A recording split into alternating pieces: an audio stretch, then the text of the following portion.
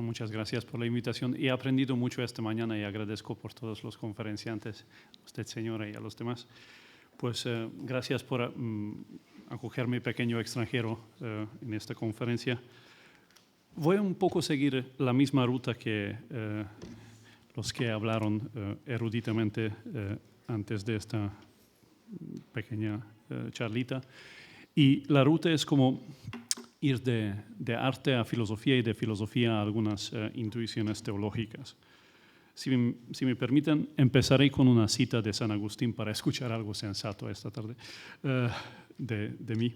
Queridos hermanos, nuestra tarea más grande en esta vida es sanar la visión del corazón para que pueda reconocer a Dios.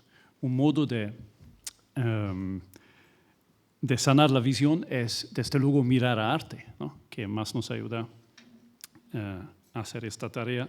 Pero ¿cómo hacerlo con respecto a la vocación, que es el tema que nos toca aclarar un poco? ¿Cómo se puede analizar la estructura estética de la vocación? ¿Cómo aparece la vocación en su forma concreta?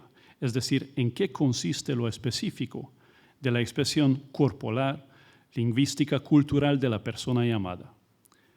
Indudablemente, se comprende más profundamente la esencia estética de un fenómeno a través de su representación artística.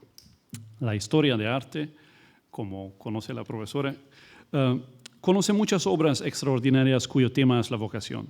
Es menester, eligiendo uno, escudriñarla de forma filosófica para ver cómo irrumpe en nuestra vida y cómo se constituye aquel sentido especial que es capaz de transformar completamente todas nuestras relaciones básicas. Eso quiere decir cómo se desarrolla y se hace cada vez más fino el sentido religioso de lo cual nos habla Giussani. La elección de vocación de 1939, firmado por Felice Casorati, no es arbitraria, sino se debe a la profundidad filosófica y riqueza intelectual de esta obra. Lo que nos deja estupefacto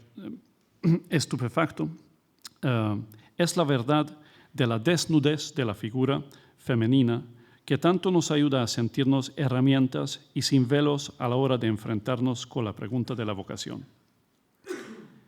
Es este motivo provocador y llamativo el que nos abrirá de diversos niveles de significado acerca de la esencia de la vocación.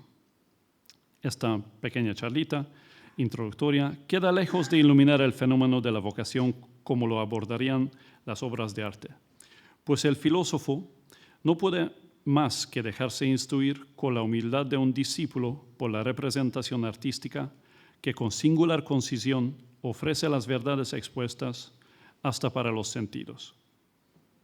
No es este el caso especial, sino más bien se trata de exceso propio del arte, comparándolo con la dialéctica filosófica.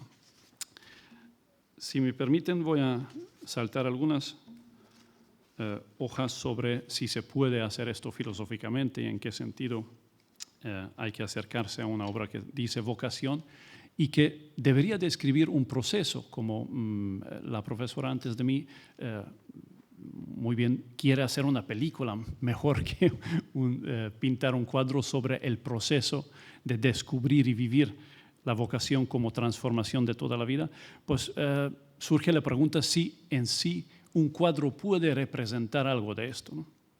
Y creo que lo que puede representar es más bien el sujeto llamado y enviado a su vez, ¿no? De Hans Urs von Balthasar conocemos que cada vocación tiene esta estructura básica, ¿no? La llamada y la misión. Entonces, voy a centrarme a quién es la persona llamada y cómo se ve en esta obra. La sencillez de la representación de su reticencia puritana hasta cierto punto corroboran la narrativa simplista según la cual no se trata de otra cosa que de una mujer leyendo un libro que quizás por el efecto del texto cae de rodillas y con conmoción evidente se pone a pensar o incluso a rezar. Lo que nos traslada a otro terreno, lo que no sé si conocen el filósofo coreano Han, dice que hay una grieta, ¿no? Es la peculiar desnudez de la mujer, que no es ni pomposa ni frívola. Ella no lo hace de manera impertinente, sino con la ingenuidad y naturalidad de los niños. Este abrirse del cuerpo femenino nos resulta sorprendente sin causar consternación. Por la mirada suave y extrañada, por la postura encorvada del cuerpo, como también por su espalda arqueada y su columna vertebral medio inclinada, la figura nos invita a pensar más que a escandalizarnos. ¿Cuál es la razón de esta desnudez pasmosa? En vano se busca en el cuadro cualquier elemento de justificación. Lo que provocación, el desvestido, o mejor dicho, quien le encausó, no puede estar representado como entidad autónoma. Si está en algún lugar, está ahí en donde la mirada de la mujer se pierde. Está claro entonces que la desnudez de la mujer no es ninguna frivolidad. Ella no es despojándose ni desnudándose, y sin embargo se quitó toda su ropa frente a alguien. Quizás es oportuno de acordarnos, ¿no?, que la relación entre desnudez y vocación no es nada arbitraria. El cuadro aquí analizando se refiere a una tradición viva y su sentido propio se nos desvela desde esta perspectiva. De esta herencia cristiana se pone de manifiesto especialmente el tema de nudus nudum Christum seci. Se suele atribuir esta formulación a San Jerónimo y luego se puede ir hasta Lactantius.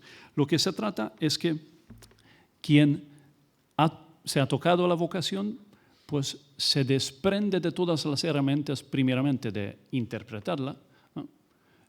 Luego puede acudir y necesariamente acude a la tradición que, como lo ha notado en varias ocasiones don Giusanni. Pero hay más significados de esta desnudez. Fíjense que en español es difícil señalar la dimensión que existe fenomenológicamente entre las dos formas de experiencia de la desnudez. En inglés, al menos en la interpretación de Kenneth Clark, se puede notar una diferencia entre nudity and nakedness. En breve, estar desnudo, to be naked, se refiere a estar desabrigado, y este concepto se refiere a la vergüenza que solemos sentir en este estado. La desnudez, nude, por contraste, no se refiere tanto al cuerpo indefenso y frágil, sino más bien a la sensación corporal de estar equilibrado, fecundo y confiado en sí mismo, el cuerpo transformado. Quizás esta pequeña cita, que no eran mis gloriosas ideas, sino de Kenneth Clark, nos puede ayudar de entender de qué tipo de desnudez se trata aquí. Bueno, la persona que provocó su desnudez se hace presente justamente porque no aparece, pues la composición formula una pregunta cuya respuesta se encuentra solo fuera del cuadro. ¿Quién es la persona que justifica y permite este desvestimiento? Fijándonos bien en el peculiar carácter de su desnudez, se podría plantear, no sin cierto atrevimiento, la tesis que no hay persona humana frente a la cual una mujer pueda arrodillarse de esta manera. Con la sorprendente naturalidad y la inexpresividad significativa de entregarse plenamente. Así es como la dimensión religiosa y trascendente del cuadro se hace valer, sobre todo a través de la desnudez aparentemente injustificada. Quizás precisamente en esta religiosidad temerosa e implícita se esconde una de las más grandes verdades del cuadro, que la dimensión de la vocación aparece sin que sea necesario apoyarse en un símbolo religioso. Su relevancia se hace evidente cuando la desnudez inexplicable le hace en su esencia presente a él, quien nos llama desde la experiencia de la vocación. Esta dimensión latente de la religiosidad puede resaltar desde lo profano en cualquier momento y lugar, precisamente porque lo fundamenta y sostiene y completa lo profano en todos los tiempos y lugares. El que llama, de repente se hace presente y lo hace como alguien que ya desde siempre ha estado ahí llamándonos. Aunque Él mismo no es inmediatamente visible, y ciertamente, aunque Él mismo no es inmediatamente visible, es ciertamente real. No coincide con lo visible, pero su presencia tampoco es independiente de ello, puesto que se manifieste en ello. Esta manifestación de lo visible en lo invisible es el trasfondo de todas las vocaciones y la obra de arte nos ofrece un testimonio especial de tal hecho. Gracias.